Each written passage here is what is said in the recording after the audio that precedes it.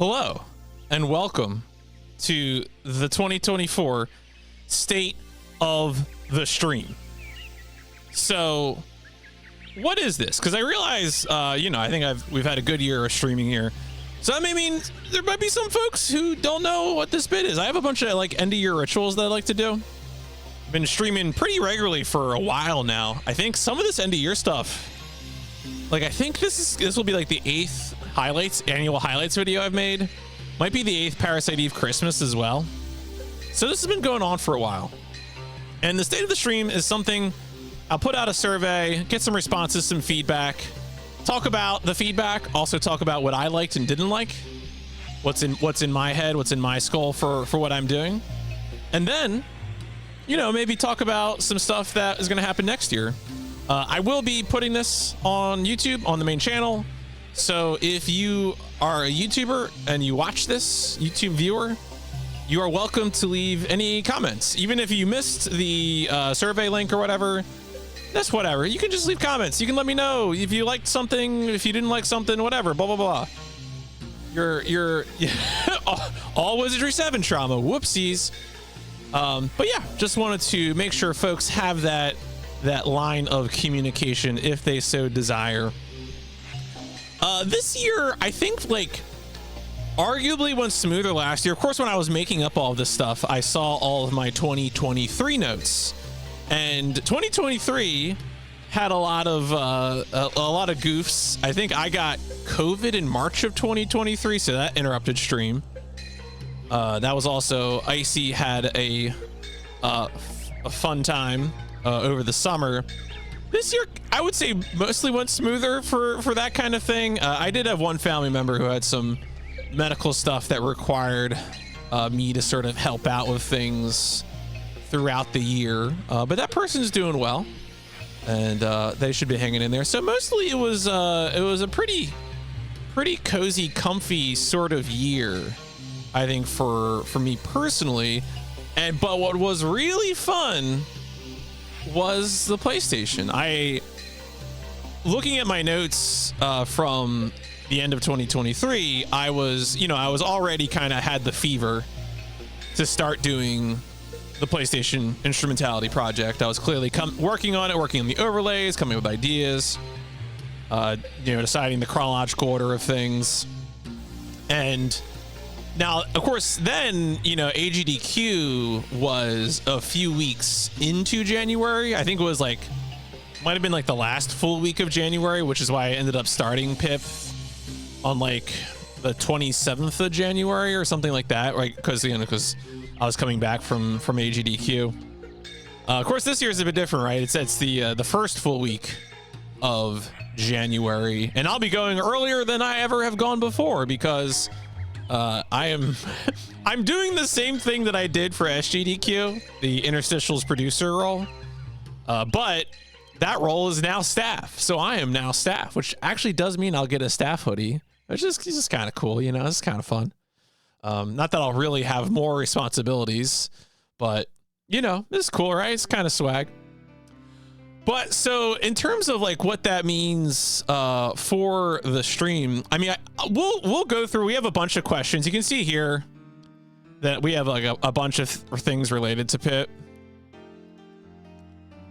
And so we're gonna go through a bunch of specifics, but broadly, it's we're saying that I think Pip has worked out really well. I'm very happy with doing a variety of games. I think one of the things that stuck with me last year is that I think there was a few comments, and I think these were very prescient comments, to the effect that some of the stream features are kind of hard to explain to new people.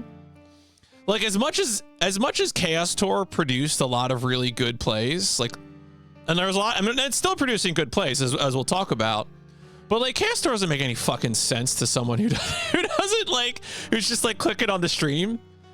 Playing the PS1 in order makes a lot of sense. And also, the other thing too, of course, is that Chaos Tour sort of led into Pip, right? Because we ended up, I think the two big plays that really convinced me I could play early PS1 were probably that first Kingsfield playthrough and then the Mobile Suit Gundam playthrough as well. I was like, shit. And then like I looked at the list and I was like, Kulik, Space Griffin VF9. Like I could just play these games again. I could just play them again. So it was one of those things where like I like the long-term project, but I also like the short-term project. You know, I knew I would be getting to Romance of the Three Kingdoms, XCOM. There was a lot of stuff where I was like, I'm probably gonna have a good time. You know, it's like even if I don't actually follow through on playing hundreds of PlayStation games, it was tough to look at the early list and be like, yeah, I'm gonna hate this. Like, no, it's gonna be fun. It's gonna be fine. It's absolutely gonna be good.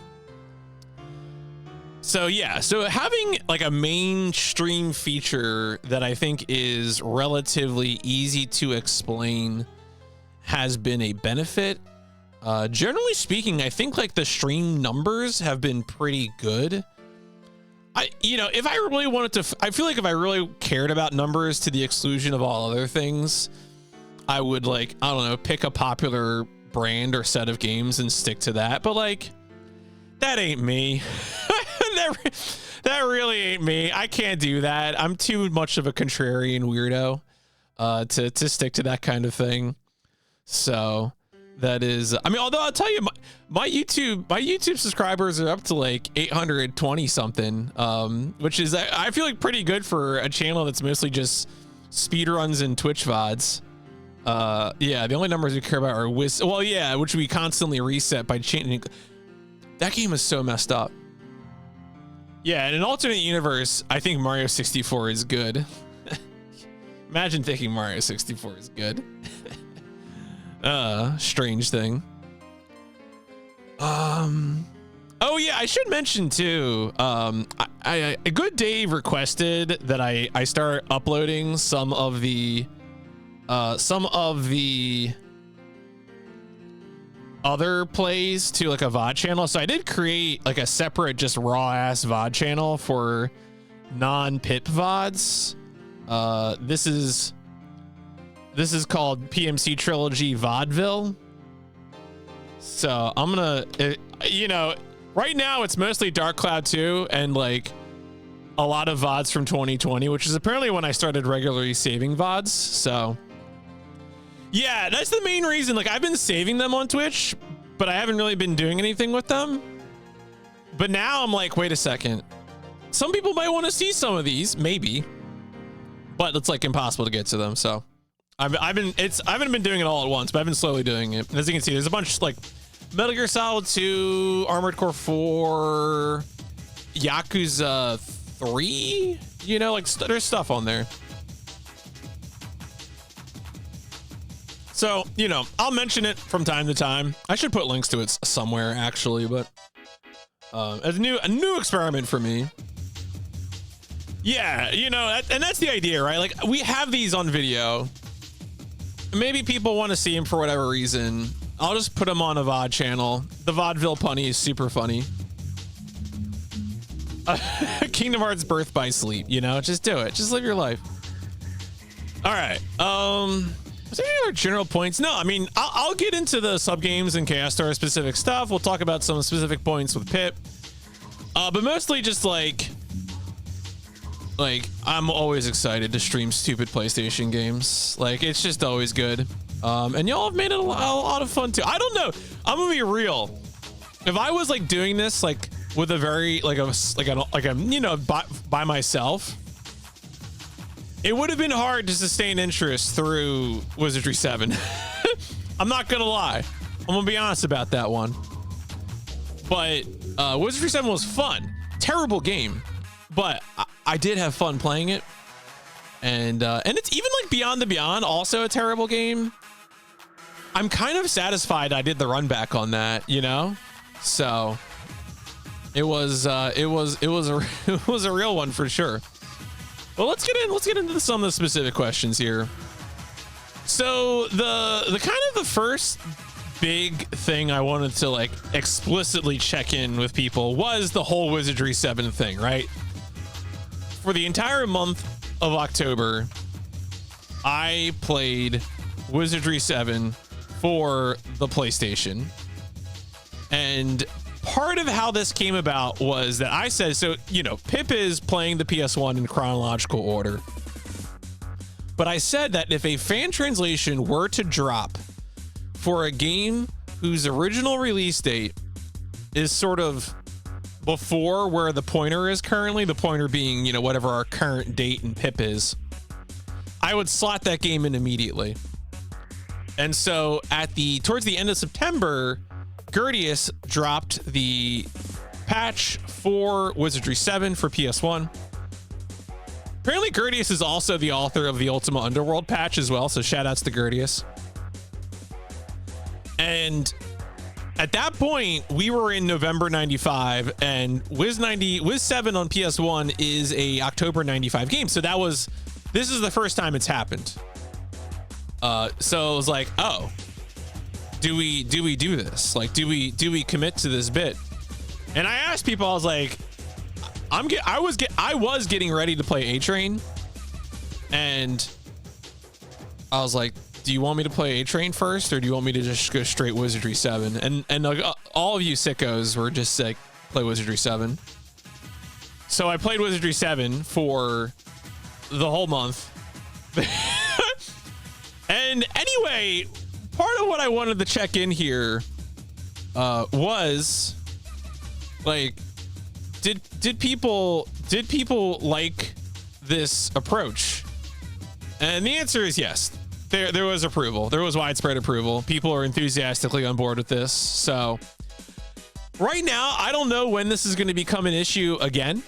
There are games that we have since discovered I'm going to go back to, but I'm not going to do those until we finish 95. There's a few games that there's 2 games in 1994 that I do want to play now.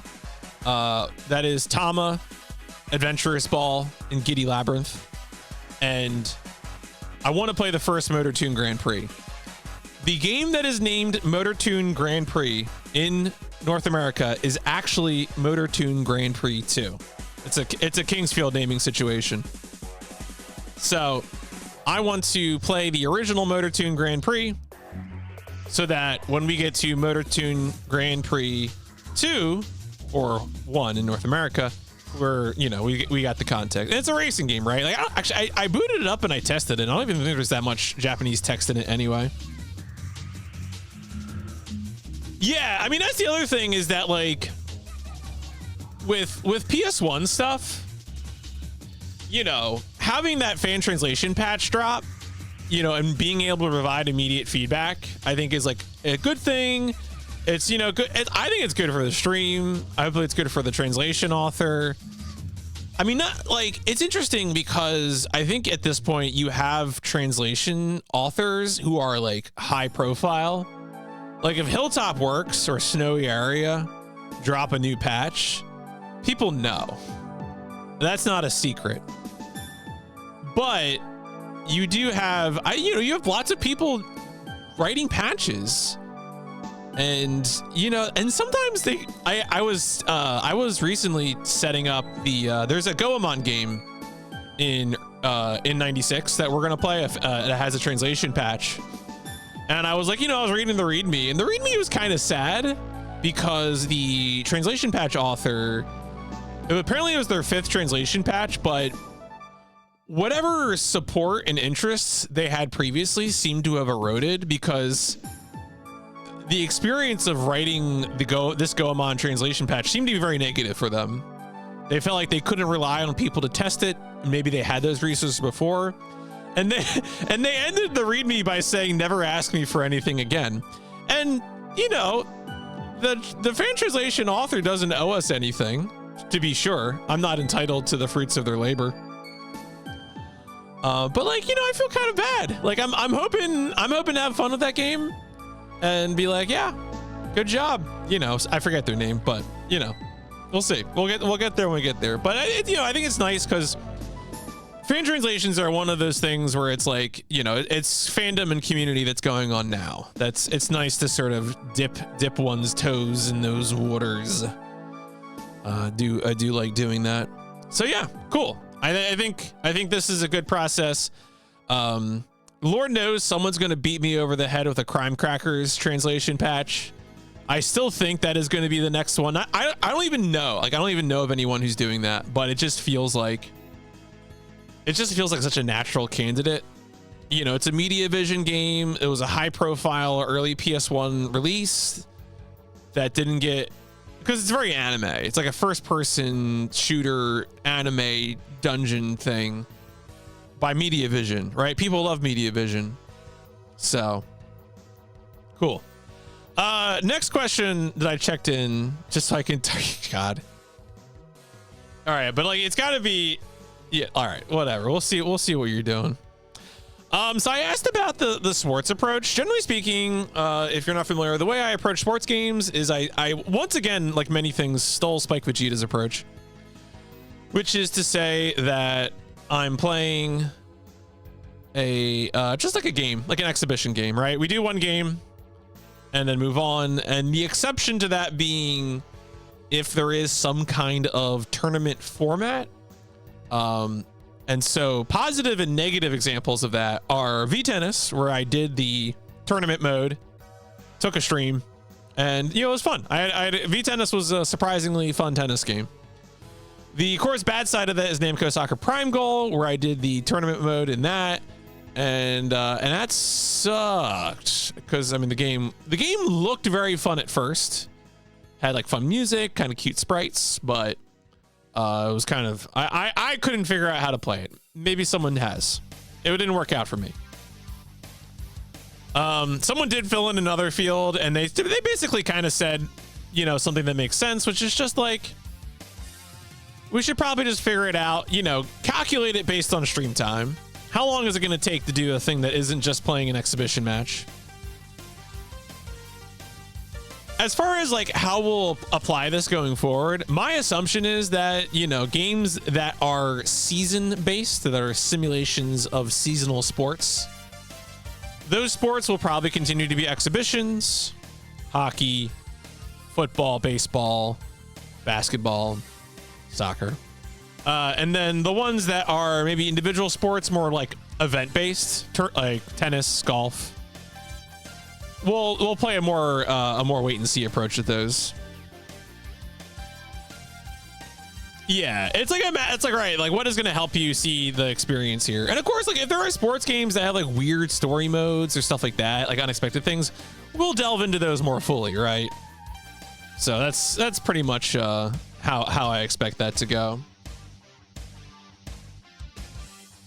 Because for a lot of people with those games, the goal was to live out the fantasy of an entire season with their favorite team or something. And I don't need that, right? I'm just kind of dipping my toe in the water, checking it out, especially when you're playing all of them. The act of comparing one game to another is sort of more important, you know, comparing NFL Game Day to Madden, whatever. And we haven't played a Madden game yet. I actually recently read that there was supposed to be Madden 96 on PS1 and 95, but it was canceled. It was being developed by Visual Concepts. There's a leak of the beta out there, but EA canceled it, and they said this isn't going to be ready. We'll just get Madden 97. Madden 97, I think, was developed by like EA Tiburon or something. So, but yeah, we'll play a wait and see approach. I think it's pretty much it. Well, another question I asked. So we've had a few games that were playthroughs where I sort of called my shot or otherwise cut them short. Power Serve 3D Tennis barely had gameplay modes to begin with. Mortal Kombat 3, I don't think I ever got more than like one match into the arcade modes. Mortal Kombat 3 was like, I know I'm not a fighting gamer, and I'm especially not a Mortal Kombat gamer. But man, Mortal Kombat 3 on PS1, like, I think we had like people coming into the chat who were surprised by how vicious the PS1 version of that game is. Theme Park, we like played for a stream and then dropped because it was just like constant vomit, like literally constant vomit in that game. And then Zoop was like a nothing burger. Like you could argue I really just played enough Zoop. Like I don't even think Zoop really had an endpoint. And And then there were 2 games where I sort of called my shots. Like I got the Venom Cup on Wipeout and then left because I tried the next cup and I was like, no, thank you. And then with 3D Lemmings, there were different packs of levels. And I played the fun levels. And then I stopped. And so with that, I think I kind of like, you know, first off, like out of the full response, like we only a number of people even responded to this question, which tells me there's like isn't too much worry about it. And the most responses were for the games I was already the most interested. Like the game I am most interested in potentially revisiting was 3D Lemmings. Yeah, 3D Lemmings I think is the one that could be fun to return to maybe. Because like the thing about 3D Lemmings is I think if you watch 3D Lemmings, you don't understand the level of suffering that the input is. The thing that was good about the fun levels is the solutions were generally somewhat obvious, and the solutions were obvious. And the controls were sort of like I had to fight them to get things to work, but like with obvious solutions, it wasn't too bad. And I just wonder, like doing things multiple times, like is that gonna hurt? I don't know. We'll see. We played it. We did play a few of the intermediate levels, and they were okay. Yeah, Lemmings is. I mean, so even if we don't return to 3D Lemmings, there is more Lemmings gaming in Pip and on the PS1. There is a release of just a straight up port to PS1 called Lemmings and oh no, More Lemmings, which I think is either the expansion pack or the sequel to the original Lemmings. So those things will happen even if we don't return to 3D Lemmings. Like 3D Lemmings I gave it 2 because the controls were so bad. So like maybe I don't want to return to it. I'm always on the fence about this. But yeah, we'll see. I think generally speaking, I should mention there were a few comments suggesting that I should not be too much of a stickler for completion. And I think that's generally right. It's funny. It's a funny thing. Like what is completion? Because I feel like with like RPGs, I'm like way more likely to be a stickler than otherwise, you know, like at least complete, like at least credits, if not extra objectives, which we'll talk about in a bit. Yeah, I mean, I'm not an achievements guy. Do not talk to me about retro achievements. Oh yeah, there's the Adventures of Lomax as well, which will also show up. That is very true. So yeah, don't worry, there'll be more Lemmings of one flavor or another. So yeah, I think generally the called shots were correct. We'll take it a day at a time. Not be too afraid to hit the escape if we need to. I mean, there certainly will be games that will be exquisite suffering. Whatever that 3D Contra is, I'm very afraid of that game. Yeah. Right, I mean, that's the thing is that like, if like, I'm dying and chat's dead, then like, like, do I really need to do more? Wizardry 7 was sort of, the thing about Wizardry 7 as well is that it was a new experience. I think you also know that if it's a game that is less well documented, I am more motivated to see it through. So that applied to the new English translation patch of Wizardry 7, obviously. That also applied to things like getting credits on North American A Train, which I couldn't find. I couldn't find screen caps or video footage of the A Train complete. Not that we streamed A Train for that long. It was like 3 streams, but still. That applies, right? I was like, what are these? Like, there's no way they're going to give me like a low poly bunny girl. And so, yeah, also Wizardry 7 was just like deranged. It was like good, bad RPG, sort of. So I think Wizardry 7 was worth it, but I do also think It is correct. As is evidenced by these called shots here on screen. It is a good idea to not overstay one's welcome. If I had like decided to commit to doing the later cups and Wipeout, I think it would have been bad. I think it would have been real bad. So that's my take. We're here through 30-year-old news group posts. You may be right. Speaking of talking streams, like the one I'm doing right now, I have been weighing how much would I mean, I would have been committed to finishing Seventh Saga. Absolutely. I would have been way more upset with it than Spike was, but I would have been committed to finishing Seventh Saga 100%. So something that I'm thinking about with all this that I'm doing, all this game playing that I'm doing, is cooking up some sort of idea for just sort of like more talking about games streams. I'm very close to being able to authoritatively make I played every PlayStation game from 1995 like YouTube video title if I really want. Spike's willingness to forgive games for being bad is a testament to his character and patience that I do not have. I would have flushed Battletoads down the sewer. He absolutely gave Seventh Saga a 6. After like that miserable end game, he was like, you know what? This slipped to a 6. And I was like, what do you mean it slipped to a 6? Yeah, so I asked for a few different takes here. So there's two kinds of ideas that I floated as answers here. Those were review streams and preview streams. So obviously I just said that the idea of an every game in 1995 thing popped up to me. And one thing I should mention, that my plan wouldn't be to like go game by game and fit it into like a big tier maker tier list. I mean, I could do that. That could be a way to do it. I do think the funniest thing, because I don't want to make a scripted video.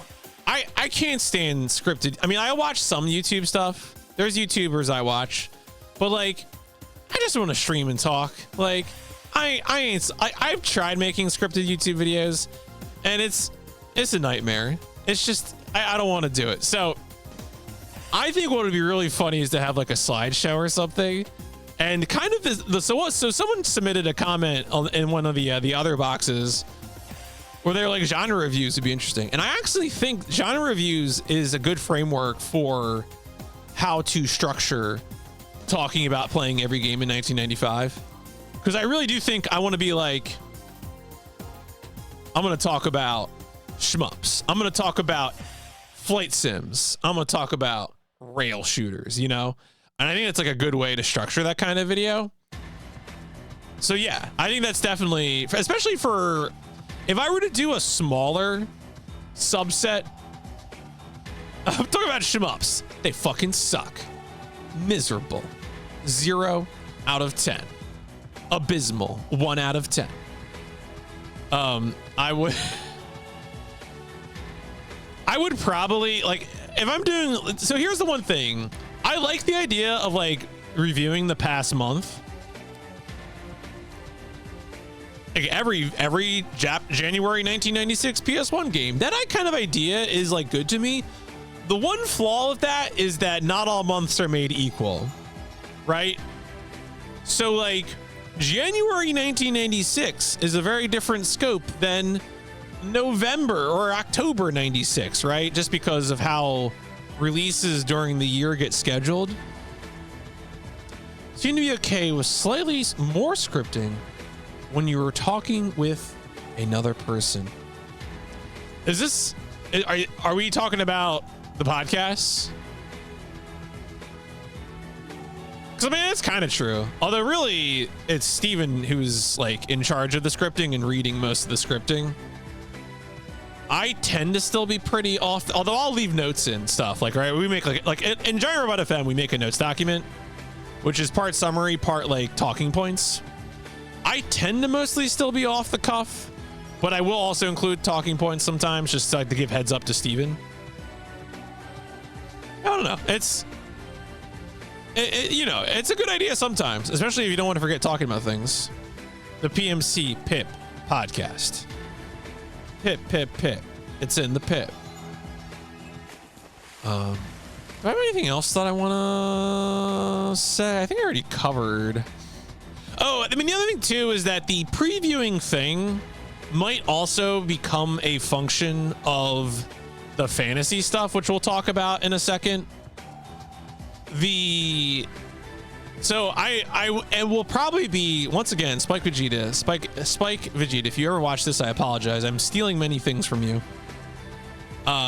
Spike does like a fantasy season preview stream where he'll just like play like 5 minutes of a bunch of things to just like let people know what they are. I feel like a lot of times when I am posting Chaos Tour polls, sub game polls, Pit fantasy stuff, a lot of y'all might not recognize some of these games, and that's quite reasonable. Some of these games are weird, obscure little gremlins, and maybe I should provide some context ahead of time, some preview context, even before I play the game, as a part of the Discovery Zone. So yeah, I think that might end up being the case. What's funny here though is that when I asked about the preview idea, more people preferred the idea of preview being for like a block of games, like say 20 games, than for a set month, like January 96. Stick a pin in that. We'll come back to that in a second. Also, once again, hey YouTube, how's it going? When I started Pip, I started regularly exporting the VODs to YouTube.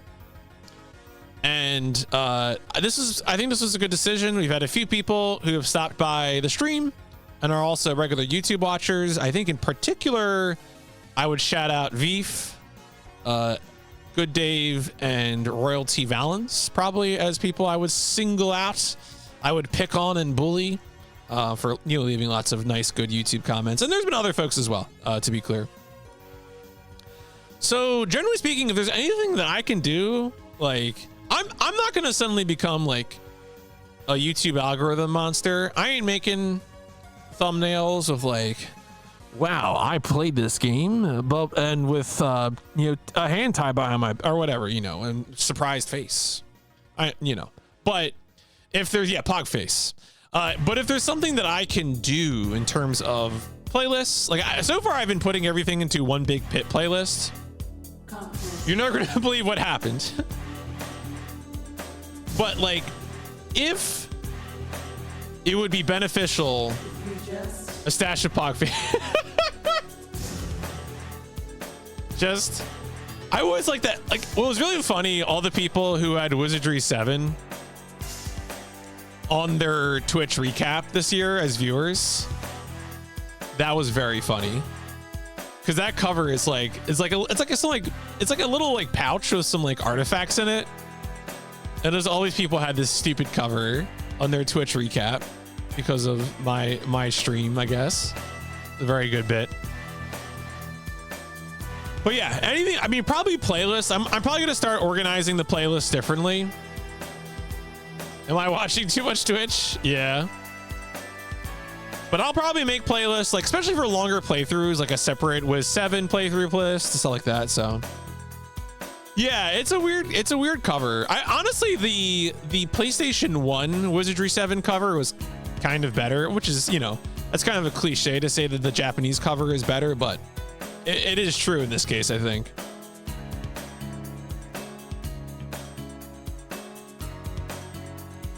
So, like, honestly, the Wiz 7 PC cover kind of makes me think of like, it could be like a Mahjong cover, honestly, right? Because it could be like the bag of tiles for playing Mahjong.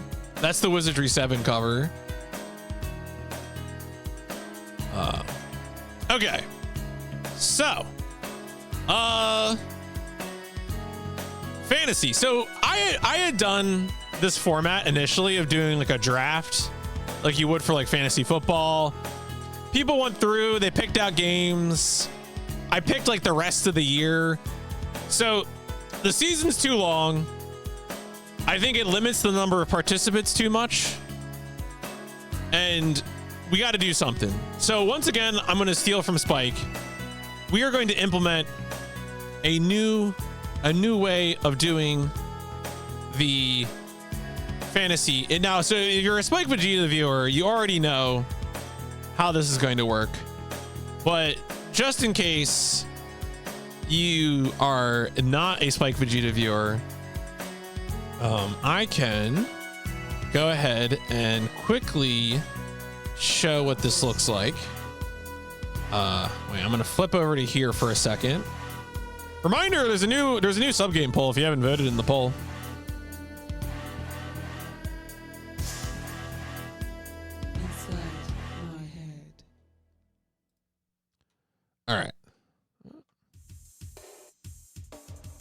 All right, so quickly jumping over here real quick. All right, so this is just, I made this, obviously it doesn't need to be used for a while yet because we're not going to finish 1995 until like the end of January. But nevertheless, just to give you an idea, you would fill out this Google form, put your Twitch username in because otherwise I don't know who to award the points to. And you would get, you would see each of the games. So here's Crazy Ivan. And you would give it a score from 1 to 5. Your goal is to guess what score I'm going to give it.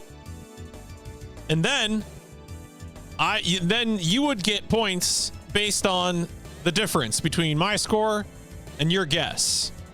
And then the person with the lowest score wins. And that would be the format. So, I mean, I'm sure there'll be Twitch channel point gambling at some point, but you know, this is a fantasy thing. So, and you'll go through all these. You'll be like, man, Johnny Bazooka Tone, that's going to be a 5 out of 5 game. It is not going to be a 5 out of 5 game. So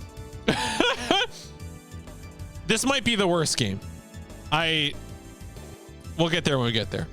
But anyway, I just wanted to preview that real quick, and I'll make up a spreadsheet as we get closer to this. But I just wanted to make that clear, give you all an idea of what's going on there, and then we can go ahead and get to it. All right, let's get back to this.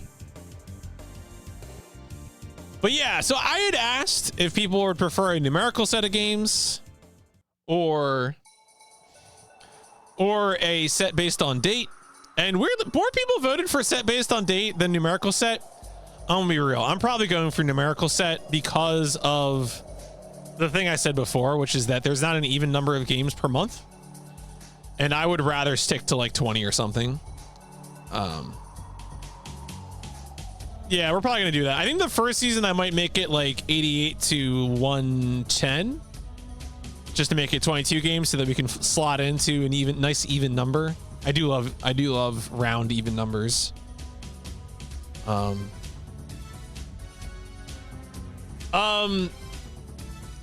You do get to join. So I'm basically, my plan is to run it just like Spike runs SNESmania.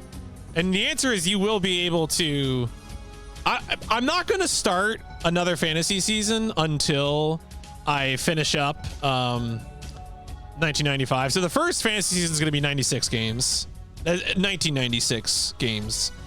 I will try to, the general plan right now is that when I get back from AGDQ, I'm going to finish 1995, which I have like 7 games left.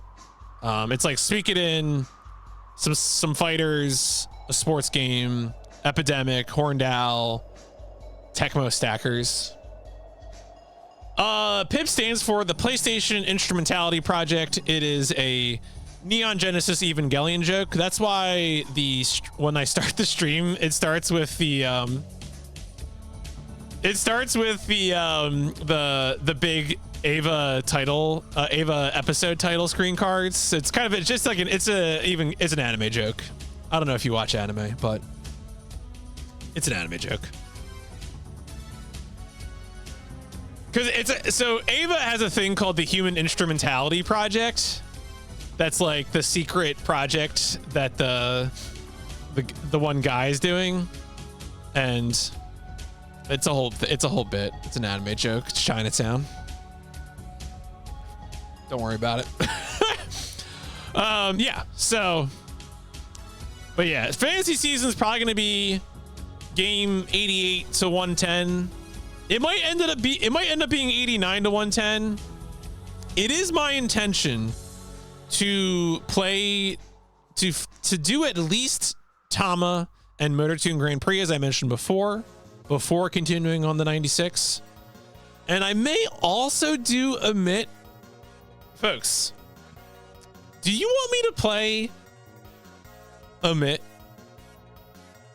Do people know what Omit is? Wait a second. I'm sorry. I keep getting sidetracked here. But I gotta ask this. All right, wait a second. Doc, I know you know what it is. Don't. All right, wait a second. All right. Oh yeah, here we go. Oh, is this even a no? I need the PSX data center page for this. No, that's I need to go to the Japanese place. Yeah, if the state of your stream lasts for 4 or more hours.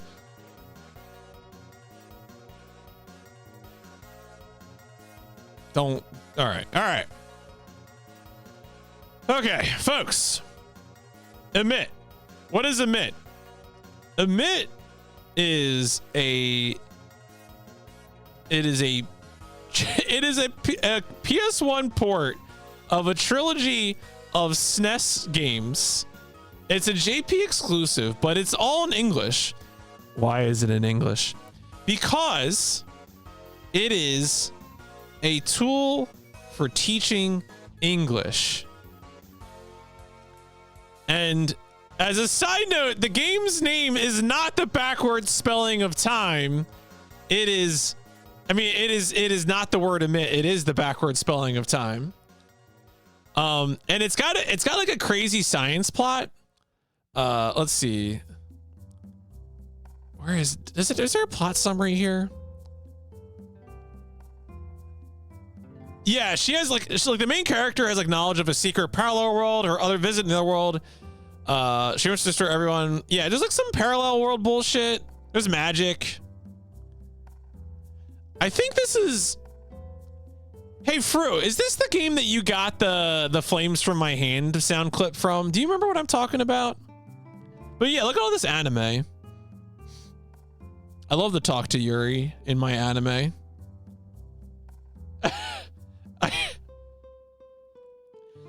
All right. Well, okay. So we might also play Omit before we continue on the 96. So we'll see. Anyway. I'm not so sold on those Laserdisc games or whatever they were. I mean, they look kind of pretty, but I don't know if I actually want to like show them on stream. But Omit I'm kind of into.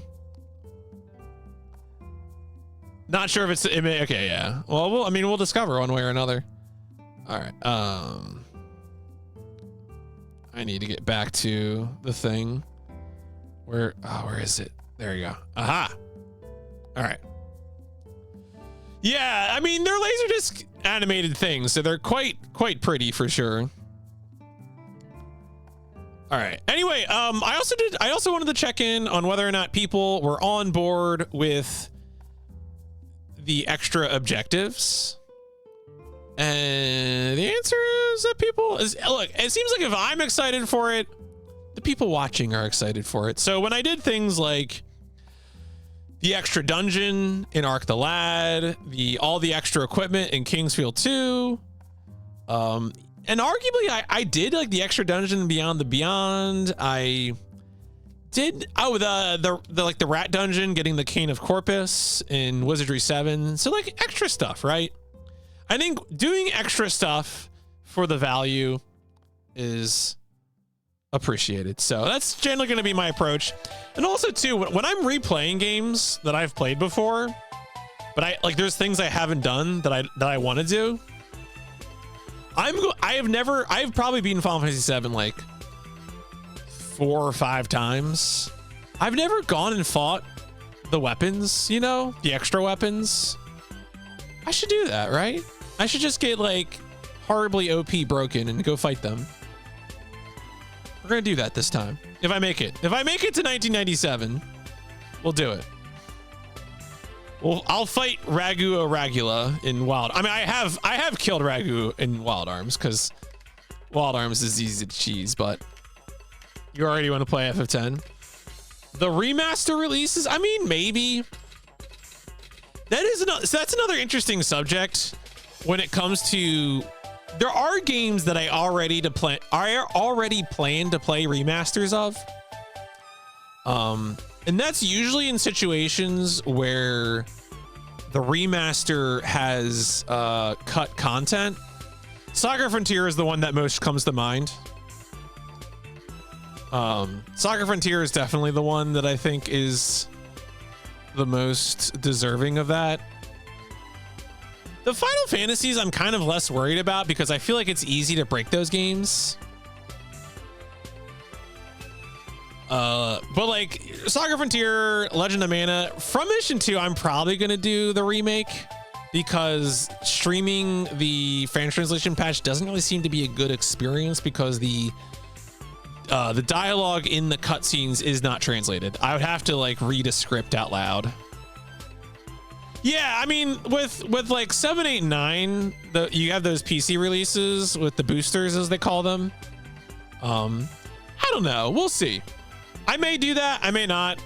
I'm on the fence because I feel like that's less essential than the Saga Frontier thing. But we'll see.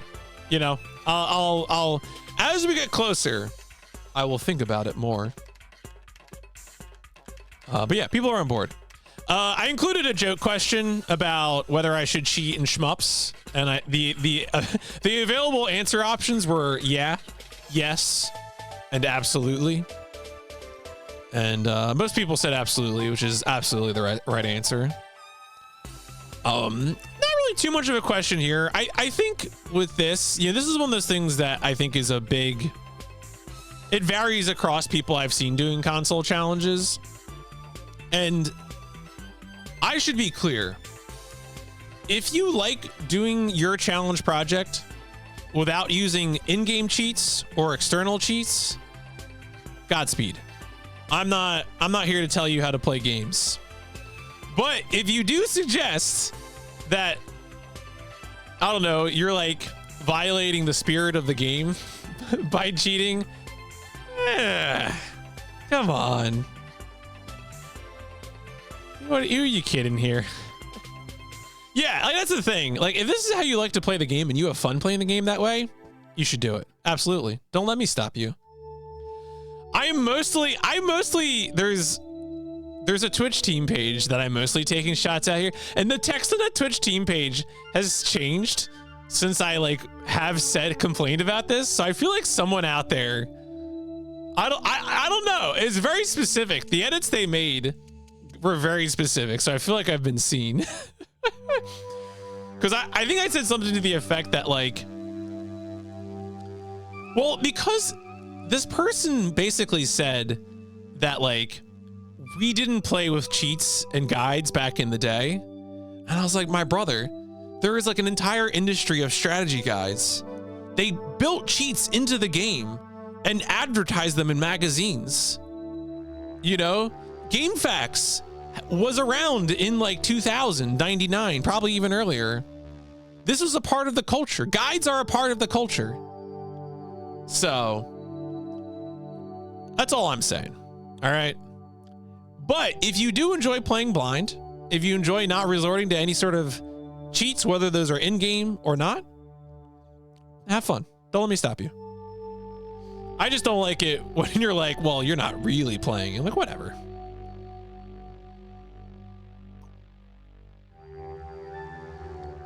So, just getting on my soapbox for a moment there.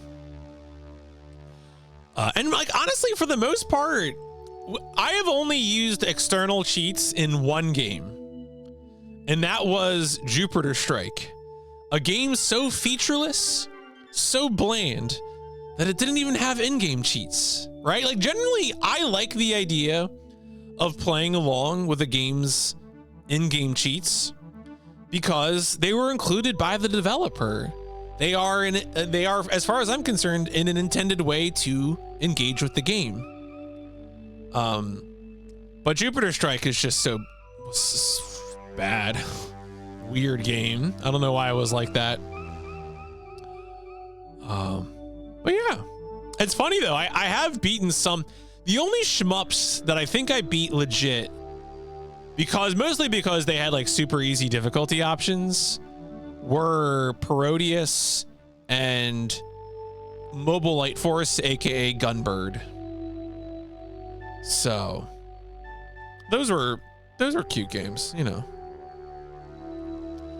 All right, Discovery Zone. I mostly asked, I just left in like a short answer thing. I was like, hey, how do you feel about the Discovery Zone? Because I like doing the exercise of having a few website tabs open, talking about a little bit about the context of the game, who made the game, who published the game. Is it part of a series? Who is it for? You know, are there speed runs of it? That kind of stuff. What do the covers look like in other regions? And I think it's a lot of fun. I think it's I've seen other folks. I think like Puri used to do something like that. Like, especially looking through the manual. Puri would often look through the manual on stream. Which also now that Kirkland's PS1 manuals are out, that makes life better than ever. I don't know if Goomba is still here, but you can now just get all PS1 manual scans, all North American PS1 manual scans. They're out there. You don't have to like search for them. They're all on a single website, scanned in high quality. It's wonderful. It's the Christmas miracle to end my year of doing nothing but streaming PS1 games. So that's a really good resource. I definitely recommend checking that out to be sure. But yeah, let's see. Oh, in terms of like what could be added to Discovery Zone, the major comments that I got, a few people were just like, you know, more critical commentary of the time and more advertising where possible, right? I think people really liked seeing commercials, and people also really liked just like, you know, if possible, find magazine articles or reviews, you know, stuff like that. And I think that's a reasonable one. I definitely think that is stuff that people have liked. You know, think about Sony's Japanese ads for Beyond the Beyond and Wizardry 7. That shit was wild. So I definitely think that's something I'll try to keep an eye out for going forward. And the other thing too, I think maybe it was V-Tennis. I found the Game Fan review for Game Fan. I think their whole run is published online. So if there's reviews like those, that's a pretty funny looking magazine. Not always a reliable magazine, but visually appealing, visually striking. So that might be a one to go to as well. And then, I did get one comment that they felt like Discovery Zone pacing ran on too long, which I think is maybe less an issue of what to cut and more just an issue of pacing, just keeping things moving, which I think is, I have a tendency to ramble. I'm doing that right now. The only bonus, I always enjoy info about voice actors, composers. Yeah, no, I also enjoy that, right? Like, what else have the developers done? What else have composers done? You know, Ko Tani, etc., Ko Yokoyama, mechanical designer. I like that information a lot. So yeah, I think with the fun thing with Pip is that it's like, it is difficult to strike a balance because, you know, some games are very well loved. Resident Evil. People have thoughts and feelings about Resident Evil. There's a lot out there. I don't really have to try too hard to get Resident Evil information. But when it comes to like Puppet Zoo Palomi, Vehicle Cavalier, it's kind of hard to look into. Some of it's also been unintentionally funny sometimes. Like when I did Hebereke's Popoito, and I was like, hey guys, Sunsoft did this weird Hebereke series, and it's like super obscure, but also it's 2024 and they just released a new Hebereke game. It was like, what? What do you mean? Huh? That was weird.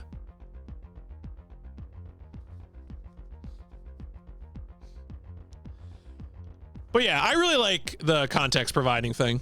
I think it always helps situate a game. Like even if the game is like super obscure, it might serve kind of a function going forward. Or also sometimes it's funny to be like, Core Design made a golf game. What the fuck? And, you know, Psygnosis made a golf game. What the fuck? Stuff like that. That's honestly, that kind of thing is really interesting to me too. It's one of the reasons I wanted to include sports games, was because we're going to see a lot of developers that we know for other things also make sports games. And I'm going to end up having to be like, yeah. And it's going to be like, what do I like better from Core Design? You know, Blam Machine Head or VR Golf 97 or whatever, you know. Actually, I don't know what the name of their golf game is off the top of my head, but so we'll see. It is pretty funny. Also statistics. I really like that stats page. I've been slowly tinkering with it over a year. There's probably still some more things. I could probably put some more of the statistics on the main page. I think I don't have all of them on the main page right now. And then also one person had a really good idea, which I think I'm going to try to implement, which is they recommended surfacing the shortest and longest game for each genre, which I really liked. That was really just to, if people aren't familiar with what I'm talking about here, let me go ahead and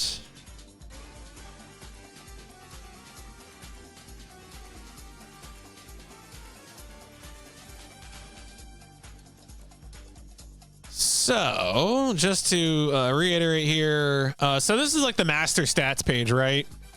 You can see here, oh, we're 90% done, 95. Well, does it have frantic action? That is a question.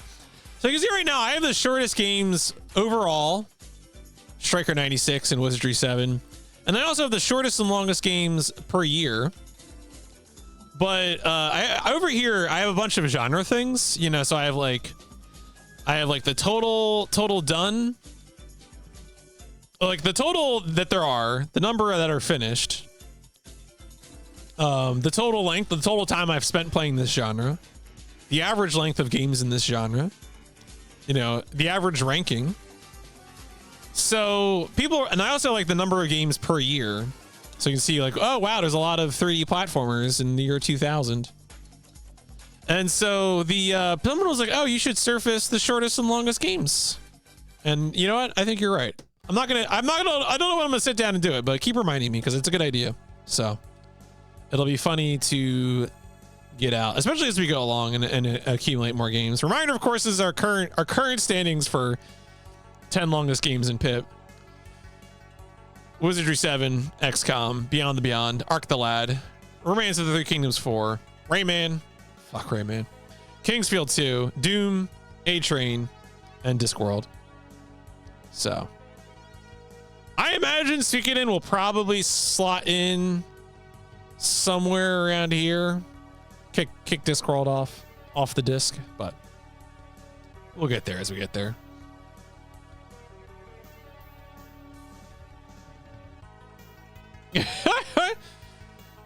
Wizardry 7 took a hot second. Yeah, it was funny. Like Doom, I really thought would be shorter, but I am glad I played all levels in Doom. I think that did end up being the right approach. So I am pretty happy with that. And then I had so when I first gave the spreadsheet out, I did not have a general comment field for PIP. And then one of my beta survey takers was like, "What are you doing here?" Anyway, Pip is good. As I mentioned at the top, Pip has been a really, I think, fun way to structure the stream, to sort of onboard new people into what's going on. Folks are very complimentary. And, you know, as I mentioned, a few folks were like, maybe you should move on sooner from some of these games, but I don't know. I wish Wizardry 7 and Beyond the Beyond were shorter, but I am also quite satisfied that I finished both of them. So, you know, life is difficult here. What are we going to do? So it goes. Oh, wait a second. I need something from that side of the screen. This is what happens when you use display captures. You're just committing infinite sins at all times while running your stream.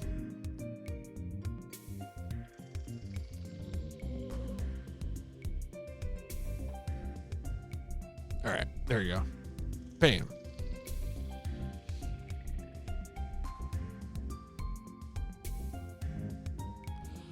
I just want to quickly flip through and see if I missed any interesting responses here in the Pip general comment section. But yeah, mostly Pip is fun. Apparently someone who was not convinced of Pip was sold about it. So I'm glad that I've convinced the skeptics.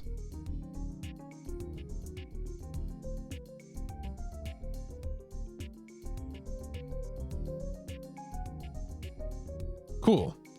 But yeah, people also said that like the end parts as well, like, you know, fitting it into rankings, genre dev, series, spreadsheet data information. One thing that's been interesting to see is that like just the act of taking data about playing the game, I think has been quite fruitful in and of itself. I feel like I promise you I'm not subtweeting anyone by saying this, because I'm really subtweeting myself, because one of my first stream projects was just playing like PS1 RPGs, and for whatever reason I didn't save completion dates. Like I just didn't write down when I completed playing the game. And you know, that's something that got changed. Yeah, I know. Well, that's why I had to put it that way, because it was going to sound like I was calling out Tap for not doing that with GameCube thing. But I'm saying is that I already experienced that myself, and so I was not going to make that mistake, unlike someone else. So, but yeah, just kind of writing down data has been fun. It's a good time. So, but yeah. If you have any other comments that you want to make about Pip, you're always welcome to, I don't know, yell them at me in Twitch chat, leave them as a comment on this video. Live your best life. All right, so let's talk about subgames. If you're not familiar, the subgames feature is one where subscribers get to submit a game that goes into a list. I use that list to create subgames polls. For example, the one that you've been seeing on screen. This one. All of these games have been selected.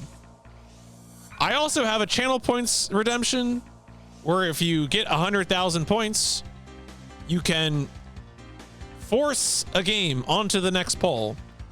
I expected people to usually force their subgame on, but I've also given the people option of just putting whatever they want on the poll. So there you go. People have taken me up on that. And yeah, so the idea here, and like I used to, so when I first started doing subgames, I restricted it to RPGs. And I want to say probably starting in 2018, 2019, I started backing off that. And at this point, it's like, whatever, just do whatever.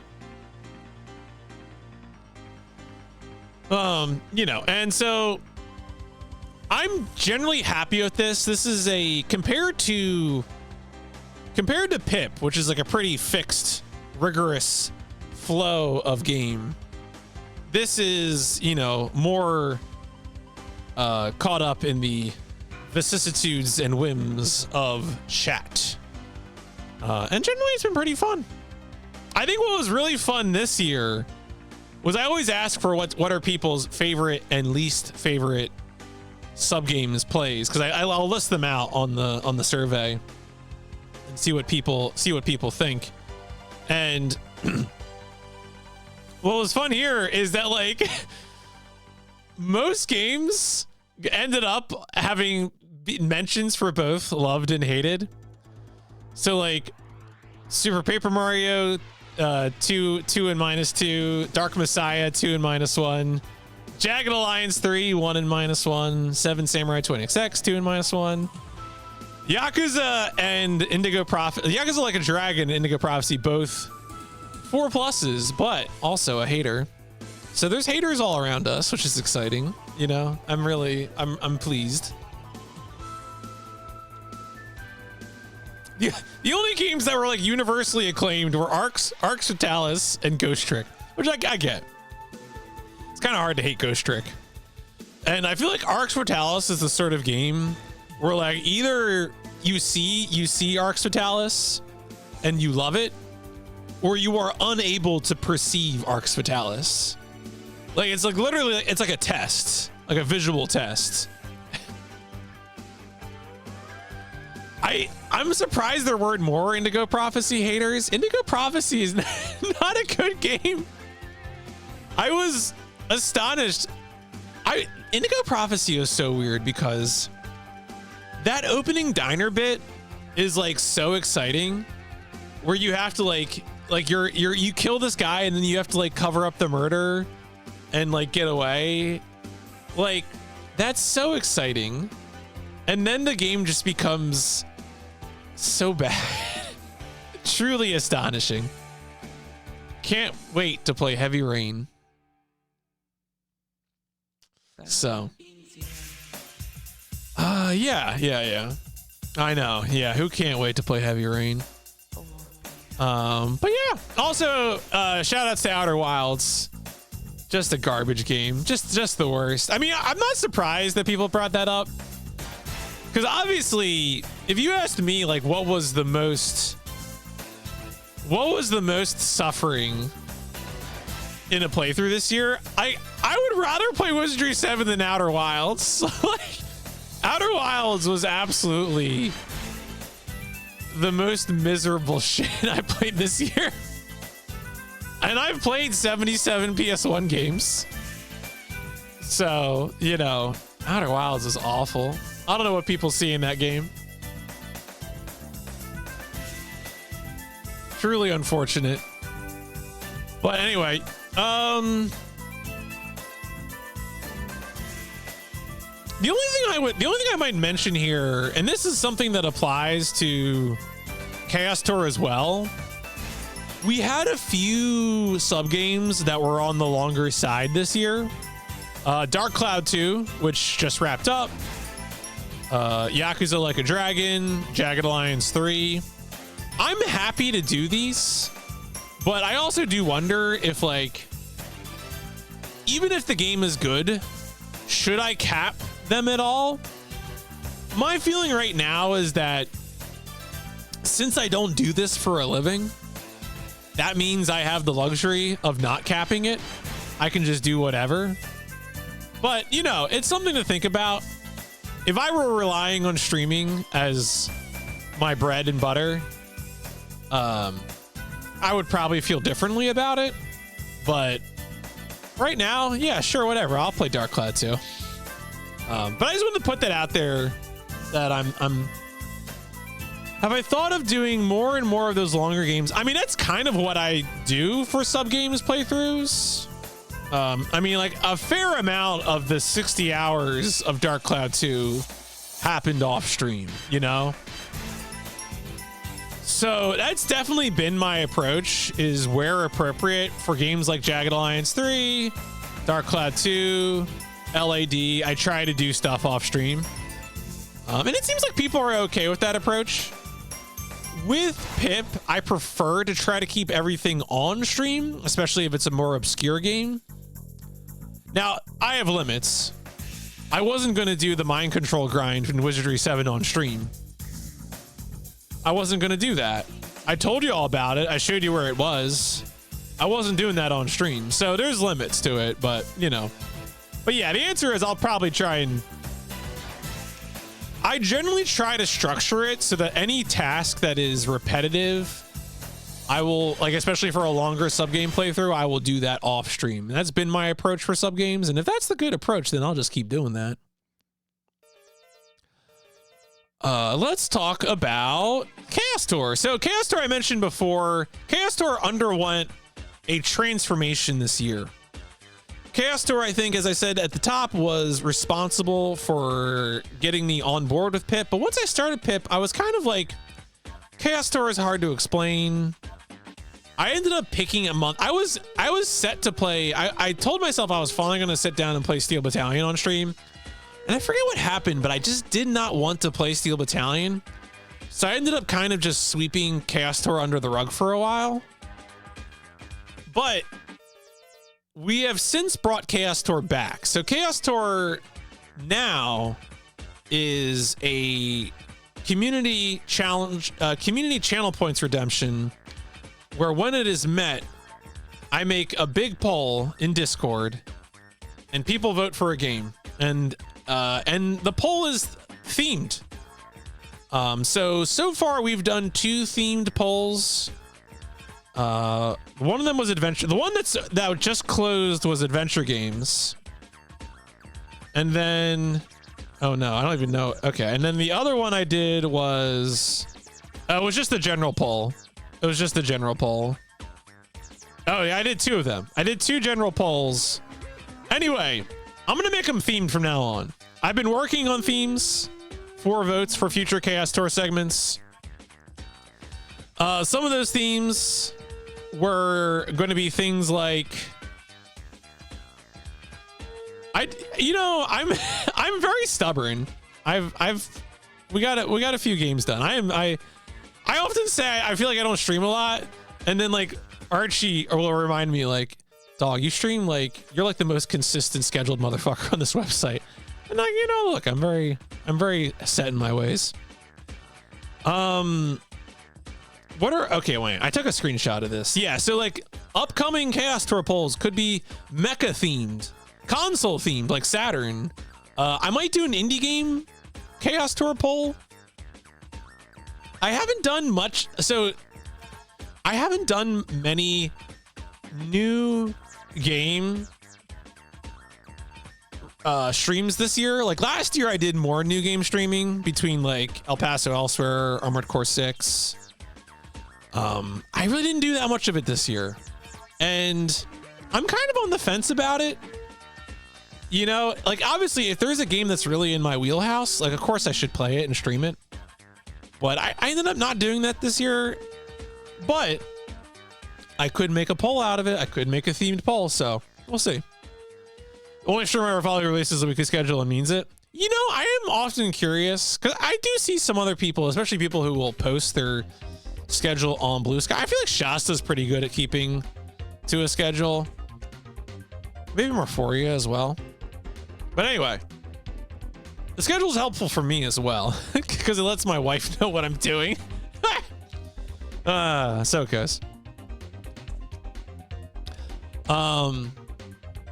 Will themed Chaos Tours remain? No. I think the specific month year thing I've kind of dropped. I'm still going to use those overlays for when I play the game. So you'll still see like, so like I still used it here. Like JB Harold Blue Chicago Blues for 95. But so like obviously I still want to use that work, but I'm probably only going to use it like the game will be like, so for example, the Mystery of the Druids is like what, like a 2000 game. So when I stream Mystery of the Druids, this overlay will be set to, whatever it is, April 2000 or whatever whatever it is. But the polls will not be limited to a particular month year. I mean, unless it's a good theme. That could be a good theme. Like I could do September 96 again or something. But that would be the theme, right? The theme, but the theme, if the theme is just like Saturn games, like I'll tell you right now, the current example I have for Saturn games, the poll would be Shining the Holy Ark, Virtual On, Burning Rangers, Sakura Wars, Panzer Dragoon Saga, Deep Fear, Mystic Knight Ray Earth, Mobile Suit Gundam for Saturn, Bulk Slash, and Enemy Zero. That would be the selection. But I could also change that too.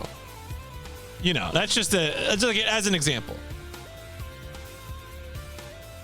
If it was mecha games, it could be like Mech Warrior, Gun Griffin Allied Strike, the Xbox game, Steel Battalion, Virtual On, Earth Siege, Heavy Gear, Shattered Steel, Tsunami 2265. Please don't ask me about that game.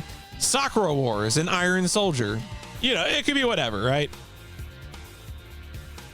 Even the adventure game poll, I gave a draft list of adventure games to the mods, and then I changed half the games anyway before I actually posted the poll. I would simply not do that, Purple.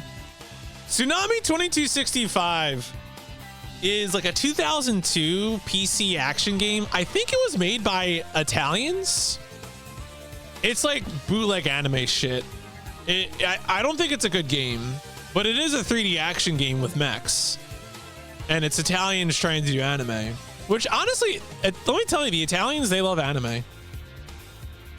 Italy is one of for years, decades, was one of the top countries for broadcasting anime. Yeah, that's just true statement. The Italians love the anime. So anyway, Castor. The point is, yeah. No, if you did, it show, yeah, right. What shows they grow up with. Yeah, Tsunami 2065 is real. Yep. Oh yeah, Marathon. Sorry. I mean, that might be my fault. I didn't really do a great job of selling Marathon. I'm still interested in playing Marathon 2 at some point. I haven't made a draft list, but if I made like a 90s PC FPS poll, I think Marathon 2 would be on that list. I still want to try more Marathon. I've been watching TBCR. I've had some of your Marathon 2 streams on in the mornings while I've been working, and they've been very comfy. So Marathon 2 looks worth playing. Yeah, I'm curious about Marathon. Is Marathon 2 on Pippin? I'm sorry, you probably know this, and this is a complete detour, but I was just reading about the Pippin again because I was reading about the Pippin. Oh, so it's okay, as is Marathon 1. There you go. Super, that's right. That's what the release is called, Super Marathon. Man, maybe I should just play all Pippin games. No. Start streaming Pathways into Darkness. I saw McCall play Pathways in the Darkness. Release don't make me broke as fuck. Do people collect Pippin? There couldn't have been that many Pippin games printed. Set up my Mac for, oh, okay. It's not called, people do collect Pippin. The main reason I know about Pippin is because of Gundam 0079, The War for Earth, the Presto Studios FMV Gundam game, which I don't think is as bad as people make it out to be. I mean, it's an FMV game. Don't get me wrong. If you don't like FMV games, you're not going to like it. But like, it's a serviceable example of the genre.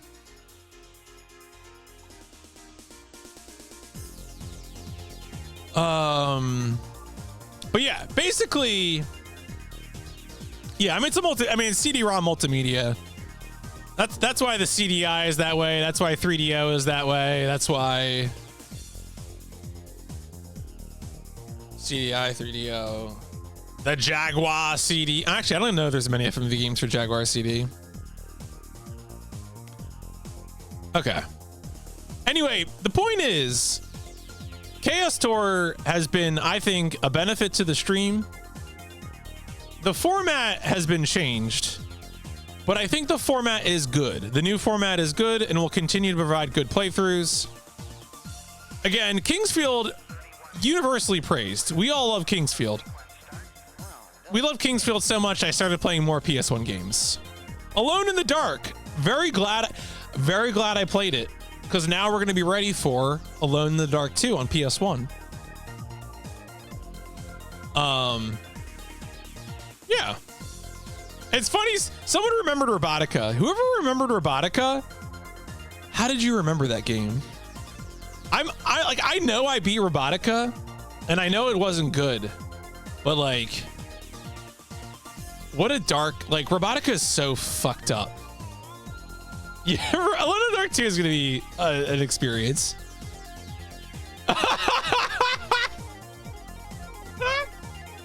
Come on, dog. But like, I had to finish it.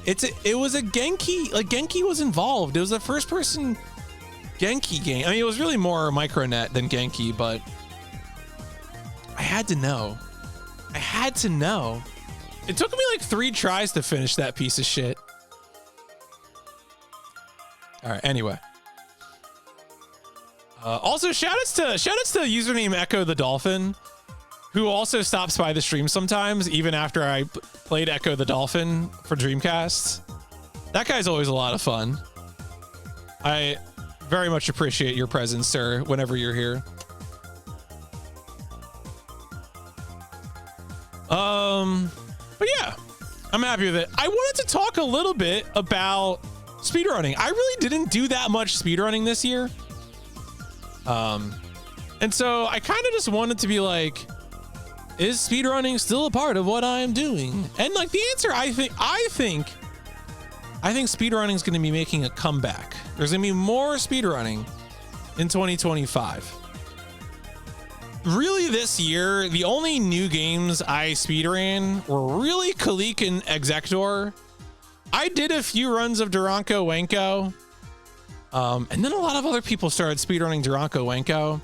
And I was like, I'm not gonna bother with this. I don't think I ever streamed Duranko Wenko. I only did runs off stream. It's a short game, you know. And then, but I did a few runs of Exector on stream, and then I PB'd off stream, and that was the PB I submitted for AGDQ. And then also I did stream G Savior a bit after I got back from AGDQ 2024. And also, like, but here's the other thing too.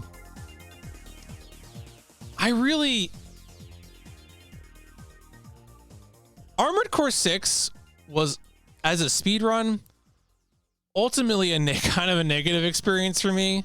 The run was too long.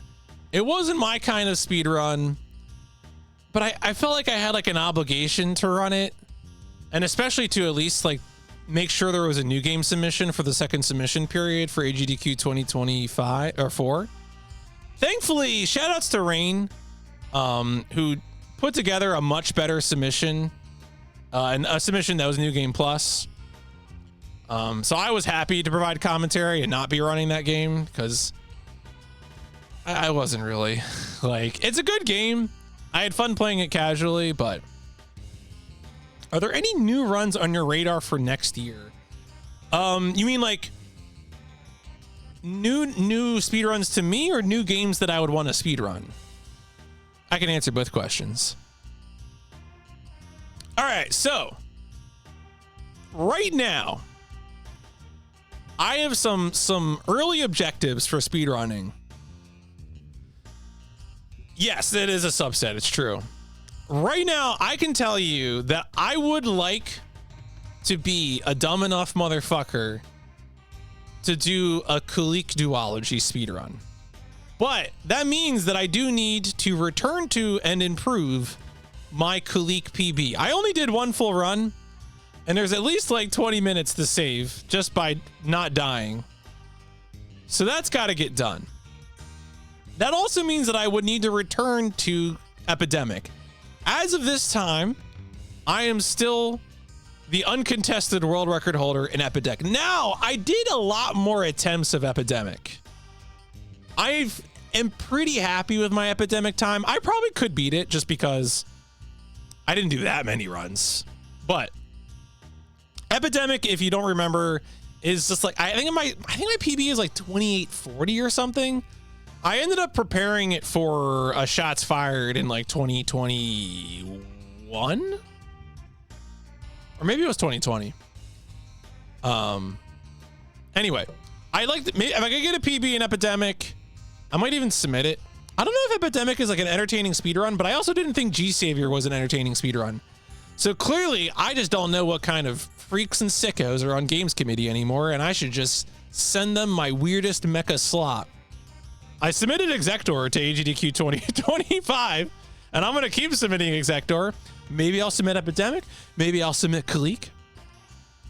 I also would like to return to and improve my PB on Crazy Ivan. Crazy Ivan was a game that I had finished a run, a sort of proof of concept run that was like 40 minutes. Veteran speedrunner Bald Nate came along and improved, like made a much better route and got the run down to like, I think it was like low 20s, if not sub 20. So, you know, I don't know if I'll beat Bald Nate, but clearly I could improve my run.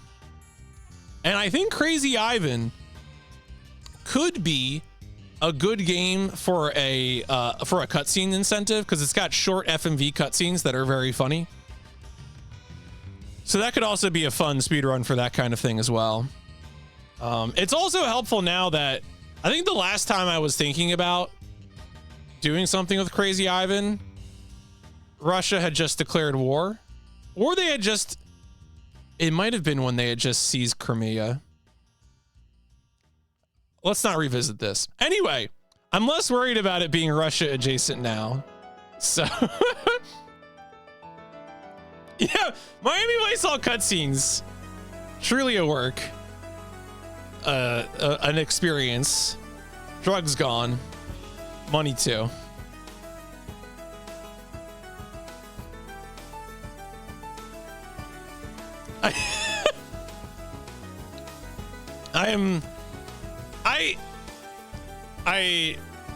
The True Crime New York City, I don't know if I'm ever going to top that. I say me, like obviously the people doing commentary with me were accomplices as well. Also Grove Spaz was an accomplice because he gave me the modified textures.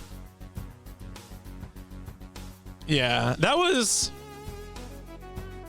I think like months later, I did get like a little gentle tap that was like, you should tell games committee before you do something like that. But it was like months later. It wasn't like right after the fact, but it was funny. It was worth it. Folks, sometimes it is better to ask forgiveness. So, or to ask forgiveness than seek permission. Or seek forgiveness than ask permission, one or the other. Anyway, it was worth it. True Crime New York City is good. That was maybe the best run, but I'm going to keep submitting runs. I'm going to keep doing it. I'm going to keep living my life. And I am thinking about doing a single run proof of concept with Carnage Heart. I did test that. I was testing before Dark Cloud 2 started. I was working on a Carnage Heart speedrun route, testing different builds, and I would like to do it. I think I would like, in much the same way that I did like a run of Zone of the Enders, Fist of Mars, and Front Mission Remake. I would like to do a run of Carnage Heart. So some of those games I mentioned were games that I'd be revisiting. I am potentially interested in speedrunning Tama, Adventurous Ball, and Giddy Labyrinth. That is one of the 1994 games I mentioned about returning to for Pit. And I think that could be, there is a speedrun out there. There is a lone Japanese runner who made a board on SRC. It seems like a pretty comfy run. I didn't see any glitches or anything, but like, you know, it's like a marble roller game, so it's kind of cozy. It's a cozy looking game. It's got good soundtrack. It's good vibes. It's like 20 minutes. What else? There's some other games I'm interested in. I think Assault Rigs could be an interesting speed run. That's a Psygnosis published tank game. I actually did join the Exector Discord. Am I still? I think I'm still in it. Yeah. Exector community server. There's 2 people in it. It's me and the guy. And I joined the server and I asked him if I could run the PSTV version. And he said yes. And then he reorganized the leaderboard so that when I submitted my run, because I bought Exector on the Japanese PSN earlier this year. I spent money on Exector and I played legal digital Exector on my PSTV and I speedran it that way. So I asked him, I was like, hey, is it okay if I run this official legal version of Exector? And he's like, yeah, but then he separated the leaderboard because it was fine, whatever. But yeah, and that was the only interaction I ever had with him. Seems like a nice guy. As far as I know, I don't think he did any more runs. I mean, I guess, but he didn't want to compete, I guess, with the PSTV time. I didn't test if the loads were that much faster on, I think he was doing PS2 fastest speed, but yeah, and we'll see. There's other games, there's other games in 96 that I'm curious about. I'm curious if like Vehicle Cavalier could be fun. We'll see. We'll see what happens. You never know. Let's see. I did ask, I asked like were there any games that should become speedruns. Some of the games I mentioned already, people mentioned. So no reason to belay that point. And then of course, once again, I asked, should I change my camera to color? Someone said yes. That usually doesn't happen, but probably gonna stay the same. I also asked some other questions about stuff like, where do you follow me? Where do you give internet people money? Stuff like that, right? And mostly I just asked for it for my own edification, just kind of because like what's funny is that last year's survey was like, ha ha ha, maybe we'll stop using Twitter. And now this year it's like, oh, Twitter's really dead, isn't it?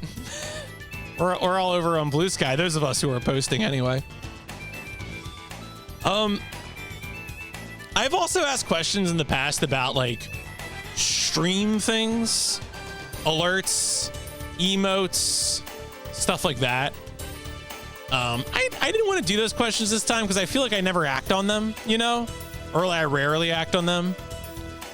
I've made a few new emotes this year, usually based on things that happen on stream, and I think that's kind of the best approach, stuff like for Rayman or Aliphates from Wizardry.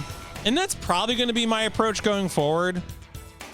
There are some alerts that I do want to make and add and change, and I just need to make myself sit down and do it. I want to make Hey JB, where we going next into the raid alert. I think that'd be a funny raid alert. A while back, someone clipped out the Cyberspeed winning thing for me, and that should also be an alert as well. And I need to actually implement that. Some of the bit and tip alerts right now are still like demo disc jokes, which are funny, but they're kind of too long. And I'd really like to take some things like the Kalik game over and stuff like that, and kind of work those in, So we'll see. I think that's my preferred approach, is to take things that happen on stream and try to immediately integrate them into the stream accompaniments, whether that's emotes, whether that's alerts. I think that's kind of the best way to go about it, rather than creating some big artificial thing. I thought I was just that pale. There was a time when I had set up the the black and white thing the incorrect way so that red still appeared as red. I forget. I chroma keyed it or something or whatever the term would be. The black and white thing goes back to a streamer that I used to watch a lot and still streams on YouTube sometimes, Piri Piri. Because I feel like it makes the gameplay pop relative to the camera. I mean, I do like having my stupid face on stream, but invert the black photo. Isn't there like a Final Fantasy? Is it Feasel who does like photo negative stuff, like weird filters, or is that someone else? That sounds like a Feasel thing, but as I say, Feasel definitely did some kind of weird color filters, yeah. But yeah, the point is, I'll less often, I think. Feasel's been busy, I think. What I'll say is, if things happen on stream, clip them. Just hit the clip button. You don't even have to post the clip anywhere. Just clip it. Just hit the clip button. But also, if something stands out to you and you're like, damn, that'd be a funny emote. That'd be a funny... Oh, right, what color? Yeah. That was funny, wasn't it? It was a good time. But yeah, if you ever feel like, man, I make a great... Just say it to me. Sometimes that helps unlock things in my brain. I feel like the Alphides thing was like, people were so taken by that intro, that Wizardry 7 PS1 intro. And I was like, I need this man's mouth flat. I need it. And I figured out how to make it using the power of DaVinci Resolve. It was very funny. Pixel art? Nah. Look, if I was going to have a weird avatar, it would clearly be a low poly avatar. None of this pixel art bullshit. Low poly. Make myself look like a Crow Country character. All right. Anyway, yeah. So that's most of what I wanted to talk about. You know, TLDR, Pip rules. I'm gonna keep doing Pip. Hoping for more speedrunning this year. Sub games and Chaos Tour will continue in their forms that they've arrived at the end of the year. If you have anything that you want to say, you're welcome to dump them into the comment or yell them in chat if you're here right now. Well, yeah. And the giveaway of like $20 of Steam whatever credits will be done. Yeah. I wasn't gonna at you, but sorry for submitting my survey minutes before you went live. I was like, SafeC did this. SafeC did this. No. But no, you had very nice things to say. I appreciate it. Yes. So, giveaway to be done at the end of Parasite Eve. If you don't know what, and you're like, damn, PMC, what the hell is Parasite Eve Christmas?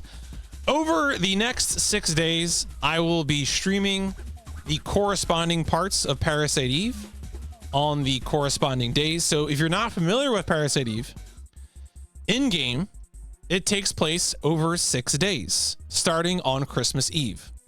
So I will stream day 1 on Christmas Eve, day 2 on Christmas Day, so forth, so on.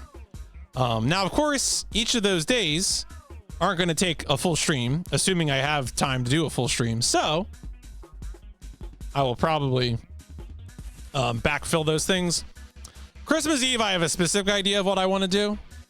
The other days, I will probably do like a G Savior run or maybe even a Dog Airport run. Yeah, that's what that's going to be.